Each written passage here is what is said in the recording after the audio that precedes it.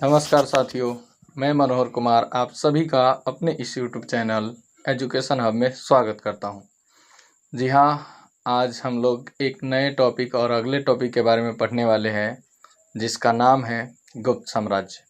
हम लोग इससे पहले कई सारे साम्राज्यों के बारे में पढ़ चुके हैं, जिनमें पहला था बृहद्रथ वंश, जो बृहद्रथ ने स्थापित किया। फिर उसके बाद हम लोग हर्यक वंश पढ़े, जिसका स्थापना बिंबिसार ने किया। फिर उसके बाद हम लोग शिशुनाग वंश पढ़े। फिर शिशुनाग वंश का स्थापना शिशुनाग ने ही किया था। इसके बाद शिशुनाग वंश का स्थापना हम लोग पढ़े नागदशक शिशुनाग ने किया था। उसके बाद हम लोग पढ़े नंद वंश, घनानंद और महापद्म नंद ने इसके संस्थापक थे। अंतिम शासक घनानंद था। फिर हम लोग मौर्य वंश पढ़े और सबसे महान शासक चंद्रगुप्त मौर्य के बारे में पढ़े। फिर अशोक के बारे में पढ़े और फिर हम लोग विदेशी आक्रमणकारियों के बारे में पढ़ा। 2 ब्राह्मण साम्राज्य या 3 ब्राह्मण साम्राज्य कह सकते हैं, कनु वंश, शुंग वंश और सातवाहन वंश के बारे में पढ़े। और 4 विदेशी आक्रमणकारियों के बारे में पढ़े, जिसमें हिंद यूनानी यानी इंडो ग्रीक, फिर पार्थियन या पहलव, फिर शक और कुषाण, इन सब के बारे में पढ़ चुके हैं। और इससे आगे हम लोग आज जिस टॉपिक पे बात करने वाले हैं वो टॉपिक है हमारा गुप्त वंश। गुप्त वंश को हम लोग 2 भागों में बांट कर पढ़ेंगे। आज हम लोग गुप्त वंश की कुछ जानकारी लेंगे और आधा जानकारी हम लोग अगले क्लास में लेंगे। सबसे पहले बात हम करेंगे गुप्त वंश। देखिए, उत्तर मौर्य काल में यानी मौर्य वंश के बाद अगर पूरे भारत को एक राजनीति बंधन में बांध कर रखने वाला कोई वंश था तो वह गुप्त वंश था। गुप्त वंश ने अपने साम्राज्य को बहुत ज़्यादा विस्तारित किया, इसके बारे में हम आज जानेंगे भी। तो सबसे पहले बात करेंगे कि गुप्त वंश का स्थापना किसने किया। तो गुप्त वंश का स्थापना श्रीगुप्त ने 240 ईस्वी में किया। ध्यान रखिएगा, ये साम्राज्य ईस्वी में है। तो 240 ईस्वी में श्रीगुप्त ने इस साम्राज्य का स्थापना किया और ये 240 से 280 ईस्वी तक शासन किए। कहाँ किया? तो प्रयागराज में किया और इसका राजधानी कहाँ है? कौशाम्बी था। कहाँ था? कौशाम्बी। और आगे हम बात करेंगे, ये प्रयागराज यूपी में पड़ता है, इलाहाबाद जिसको आप कहते हैं वहीं पे पड़ता है। इसका जो दूसरा शासक रहा वो घटोत्कच रहा और ये 280 से 319 ईस्वी तक, कहीं कहीं 20 ईस्वी भी देता है, तो यहाँ तक शासन किया। और इसके बाद प्रथम जो सबसे महान शासक या तीसरा शासक कहिए या बोलिए सबसे महान, सबसे ताकतवर, सर्वप्रतापी शासक जो शुरुआती रहा वो कौन रहा? चंद्रगुप्त प्रथम। चंद्रगुप्त प्रथम की सबसे बड़ी खासियत है, इन्होंने क्या किया था? गुप्त संवत की शुरुआत की। आपको बता दें, एक बात बताना हम पिछले क्लासों में भूल गए थे, कुषाण वंश के जो शासक थे उन्होंने एक और संवत का शुरुआत किया था। कुषाण वंश के जो सबसे महान शासक थे जिसके बारे में हम बताए थे, कनिष्क। आपको याद होगा, चौथी बौद्ध संगीति उसी के शासनकाल में कश्मीर के कुंडल वन में हुआ था। तो उसके काल में शक संवत चलाया गया था 58 ईसा पूर्व में, 58 BC में, ध्यान रखिएगा। पर ये कब चलाए थे? 320 ईस्वी में। ये शक संवत, गुप्त संवत की शुरुआत कब किया? तो 320 ईस्वी में। ध्यान रखिएगा, 320 ईस्वी में किया था। किसने किया? चंद्रगुप्त प्रथम ने किया। ये हमारा देसी कैलेंडर है और ये शक संवत वाला भी हमारा देसी है, पर कनिष्क शासक ने चलाया था। और इसके अकॉर्डिंग हमारे यहाँ का जो टाइमिंग है, अगर आप देखेंगे जो कैलेंडर आता है हमारे यहाँ, उसमें शक संवत, शक कैलेंडर के अनुसार देखेंगे तो हमारे यहाँ 2082 चल रहा है, जबकि अभी तो हम लोग 2025 में जी रहे हैं। और गुप्त वंश के अनुसार जो है हमारा 320 में, तो हम इसमें और ज़्यादा पीछे हैं। फिलहाल हम अभी कनिष्क नहीं पढ़ रहे, इसलिए हम शक संवत को मिटा रहे।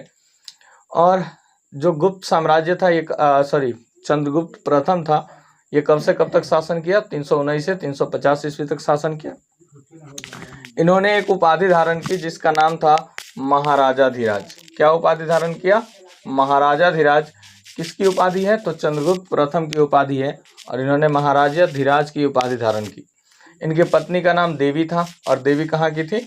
लिच्छवी गणराज्य की राजकुमारी थी। इसके बाद हम बात करेंगे तो जो सबसे महान, जो काफ़ी ताकतवर शासक रहा, हालांकि इसी वंश के एक और ताकतवर शासक है जिसके बारे में आप और नाम जानते होइएगा, चंद्रगुप्त द्वितीय, जिसको हम चंद्रगुप्त विक्रमादित्य के नाम से भी जानते हैं। पर उनसे पहले एक और महान शासक रहा जिसका नाम था समुद्रगुप्त। ये इतने महान और इतने ताकतवर शासक था कि इनकी तुलना नेपोलियन से किया जाता है। फ्रांस के शासक नेपोलियन का नाम सुने होंगे, नेपोलियन बोनापार्ट या नेपोलियन तृतीय। उन्होंने आखिर इनकी तुलना नेपोलियन से क्यों की जाती है? क्योंकि उन्होंने भी पूरे फ्रांस के सभी राज्यों को संगठित किया था, सभी राज्यों का सीमा क्षेत्र निर्धारित करने का प्रयास किया था। ठीक वैसे ही समुद्रगुप्त ने संपूर्ण भारत को एक सूत्र में, एक राजनीति में बांधने का काम किया। इसीलिए इन्हें क्या कहा जाता है? नेपोलियन से इनकी तुलना की जाती है। आगे हम पढ़ेंगे। फिलहाल हम जानते हैं इनको समुद्रगुप्त को समुद्रगुप्त पराक्रमांक भी कहा जाता है। ये 350 से 375 ईस्वी तक शासन किए। जो भी शासक है सब ईस्वी में है, बीसी वाला खत्म हो चुका है। इनका उद्देश्य था धरणीबंध। धरणीबंध उद्देश्य था। धरणीबंध का मतलब क्या होता है? धरणीबंध का मतलब क्या होता है? तो धरणीबंध, ठीक है, मतलब जो इसका मतलब होता है कि संसार पर विजय प्राप्त करने वाला, जो हर कुछ मतलब पूरे जहाँ चाहे वहाँ विजय प्राप्त करने वाला, संसार को जीतने वाला। और यह जानकारी कहाँ से मिलता है हमें? प्रयाग प्रशस्ति से। सवाल ये आता है प्रयाग प्रशस्ति क्या है? तो प्रयाग प्रशस्ति एक अभिलेख है। आप जानते होंगे 3 प्रकार के अभिलेख होते हैं, एक शिलालेख होता है, गुहालेख होता है, एक स्तंभ लेख होता है। तो एक स्तंभ लेख वाला अभिलेख है, ठीक है, अभिलेख है। और इस अभिलेख की रचना किसने की थी? हरिसेन ने की थी। हरिसेन कौन था? तो इनके दरबार में रहने वाला एक कवि था, यानी इनके दरबारी कवि थे। फिलहाल हम अगर बात करें तो इनके विजय अभियान की बात करें तो इन्होंने काफ़ी ज़्यादा जगहों पे विजय प्राप्त किया, जिनमें 4 प्रमुख जगह है। पहला आर्यावर्त। आप जानते होंगे आज जिस आप भारत को जानते हैं वो पूरा भारत का एक टाइम पे नाम आर्यावर्त था। तो इन्होंने पूरे भारत को जीता था। मेन रूप से अगर हम बात किया जाए तो तीनों समुद्र इलाका, यानी अगर आप भारत को देखेंगे तो नीचे वाला पूरा हिस्सा, इधर अरब सागर, अरेबियन सी, इधर बे ऑफ बंगाल, और इधर आप देखेंगे इंडियन ओशियन, और यहाँ पे पड़ता है एक विंध्य हिमाचल रेंज। तो यानी विंध्य हिमाचल रेंज से पूरे दक्षिणी भारत को इन्होंने अपने हाथ में लिया था, यानी पूरे पर कब्जा कर लिया। इस पूरे क्षेत्र को हम लोग बोलते हैं आर्यावर्त, ठीक है। दक्षिण का कुछ राज्य छूट जाता है, तो जो बाद में ये उन्होंने उस पर भी विजय प्राप्त कर लिया, जो दक्षिणापथ के 12 राज्य थे। तो इन्होंने 9 राज्यों को, जो आर्यावर्त के 9 राज्य हैं, उन सभी पर विजय प्राप्त किया, 9 राज्यों को हराया, जिनमें पहला रुद्रदेव था, दूसरा मतिल था, नागदत्त था, चंद्रवर्मा था, गणपति नाग, नागसेन, नंदी, अच्युत्य एवं वलवर्मा था। इसके अलावा इन्होंने आठविक राज्य पे भी विजय प्राप्त किया, और टोटल आठविक राज्य 18 थे। जो मध्य प्रदेश आज आप देखते हैं, मध्य प्रदेश का जबलपुर जिला, जबलपुर का इलाका, वहीं पे ये आठविक राज्य पड़ता है, और इनकी संख्या 18 थी। इन्होंने 18 के 18 आठविक राज्यों पर विजय प्राप्त किया था। इसके बाद हम बात करें दक्षिणापथ की, तो इन्होंने दक्षिण के कई राज्यों पर भी विजय प्राप्त किया, और दक्षिण के कितने राज्यों पर? 12 राज्यों पर, यानी लगभग संपूर्ण दक्षिण को जीत लिया था। इसकी जानकारी हमें दक्षिणी पथ पर विजय प्राप्त किया, इसकी भी जानकारी हमें कहाँ से मिलती है? प्रयाग प्रशस्ति से। फिर वही बात, प्रयाग प्रशस्ति किसने लिखा? हरिसेन ने। हरिसेन कौन था? दरबारी कवि था, किसका? समुद्रगुप्त का। कई बार पूछा भी जाता है हरिसेन कौन था, तो समुद्रगुप्त का दरबारी कवि था। और ये किस पंक्ति से जानकारी मिलता है दक्षिणी राज्यों के बारे में? तो 19 और 20 पंक्ति है, वहां से मिलता है। नाम लिखा हुआ है, पहला महेंद्र को हराया। कहाँ का था? कौशल का। जो भी कोष्ठ में है वो सब राज्य के नाम है, और शुरुआती दौर में जो लिखा हुआ है, यानी शुरू में, वह क्या है? वो राजा का नाम है। दूसरा व्याघ्रराज, कहाँ का था? महाकांतर का। अगला मंटराज, केरल का था। महेंद्रगिरी, आप नाम सुने होंगे, महेंद्रगिरी का पहाड़ी भी है, कहाँ का था? पिस्टलपुर का। इसके अलावा स्वामीदत्त कोटूर का, दमन एरंडपल का, विष्णुगोप कांची का, नीलराज अवमुक्त का, हस्तिवर्मा वेगी का, अग्रसेन पल्लव का, और कुबेर देवराष्ट्र का, धनंजय कस्थलपुर का।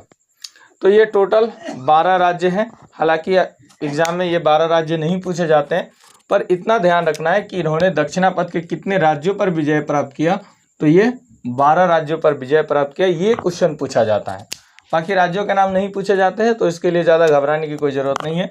पर इन्होंने एक बड़ी खासियत यह है कि 12 राज्य जीतने के बाद इन्होंने क्या किया, सर्वकर ग्रहण मोक्षानुग्रह की नीति अपनाई। ये क्या होता है सबकर ग्रहण मोक्षानुग्रह की नीति? यानी कि सबको, जितने भी राज्यों को जीता था, इधर के 9 राज्य, 18 राज्य और 12 राज्य, इन सबको इन्होंने जाने दिया, माफ कर दिया। और माफ ऐसे नहीं किया, कर मुक्त बना करके किया, या कुछ न कुछ उसके बदले इन्होंने धन लिया, धन को कह सकते हैं आप उपहार लिया, और फिर उनको यानी अपने अधीनता स्वीकार करके उनको स्वतंत्र किया। वो अधीन था पर वो अपना राज्य खुद से चला सकता था, तो उसी नीति को बोला जाता है सर्वकर ग्रहण मोक्षानुग्रह। इसके बाद यहीं तक इनका विजय अभियान खत्म नहीं हुआ था।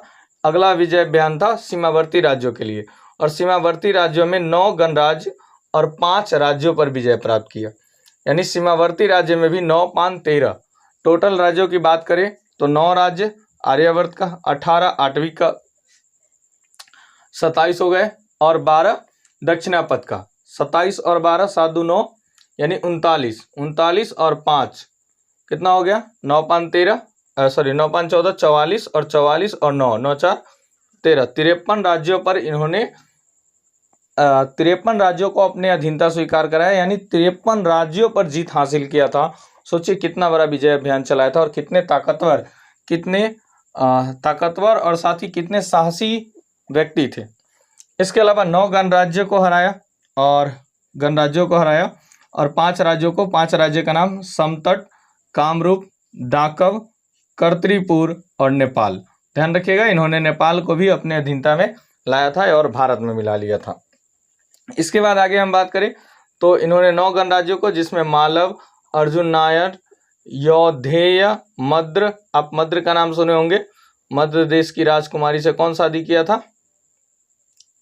मद्र देश की राजकुमारी मद्र देवी से बिंबिसार किया था। इसके अलावा आभीर, प्राजुर्न, इसके अलावा सनकानिक, काक और खर परिक, ये सभी राज्य हैं, 9 गणराज्य जिसपे इन्होंने अपना विजय अभियान चलाया था, और इन सभी पे अपना अधीनता स्वीकार करवाया था। यानी टोटल 53 राज्यों पे अधीनता स्वीकार करवाया था। इनका परराष्ट्र नीति क्या था? परराष्ट्र नीति यानी दूसरे राष्ट्रों के प्रति इनकी नीति क्या थी? तो पहला ये क्या करते थे, आत्मनिवेदन करते थे। आत्मनिवेदन यानी किसी के साथ संबंध बनाना है, दोस्ती बढ़ाना है तो खुद से हाथ बढ़ाओ। जरूरी नहीं है कि वही हाथ बढ़ाए, वो आएगा दोस्ती करने तभी हम करेंगे। तो खुद से मैत्रीपूर्ण का मतलब मित्रता का जो स्वभाव है वह स्वतः प्रस्ताव उसका डालिए, हम खुद डालेंगे। उसके अलावा कन्योपायन का मतलब कन्या का उपहार करना, वही शादी विवाह करवाना अपने राज्यों से दूसरे राज्यों में, ताकि अच्छा संबंध बना रहे।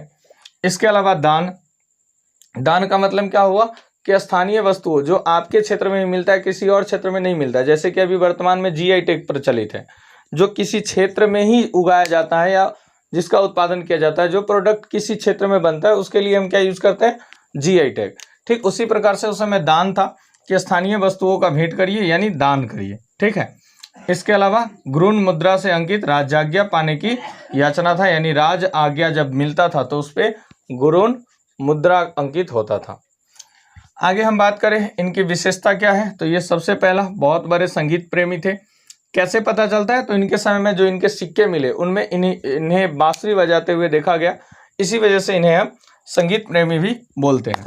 पहले ही बता चुके हैं, इन्हें नेपोलियन से भी हम तुलना करते हैं, और नेपोलियन से तुलना हम नहीं करते, सबसे पहले किसने किया था, विसेंट नामक इतिहासकार ने किया था, इसीलिए आज भी नेपोलियन से तुलना किया जाता है। अब थोड़ी सी जानकारी हम नेपोलियन के बारे में भी ले लेते हैं।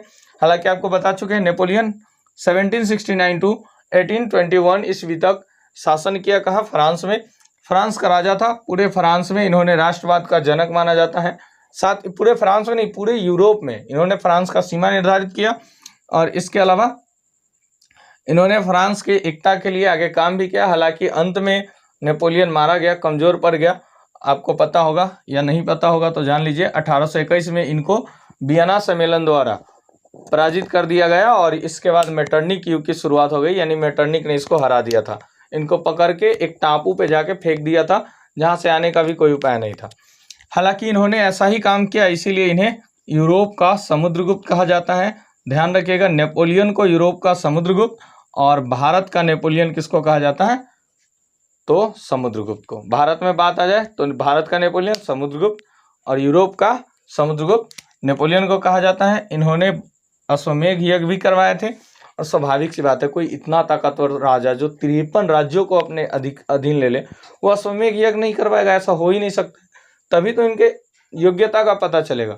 अश्वमेध यज्ञ कराया, घोड़ा छोड़ा, दूसरे राज्यों में गया घोड़ा, फिर उसको कोई पकड़ेगा, अगर पकड़ेगा तो उससे लड़ाई लड़ेगा, नहीं पकड़ेगा तो पूरा राज्य अपना, घोड़ा जहाँ भी चला जाए।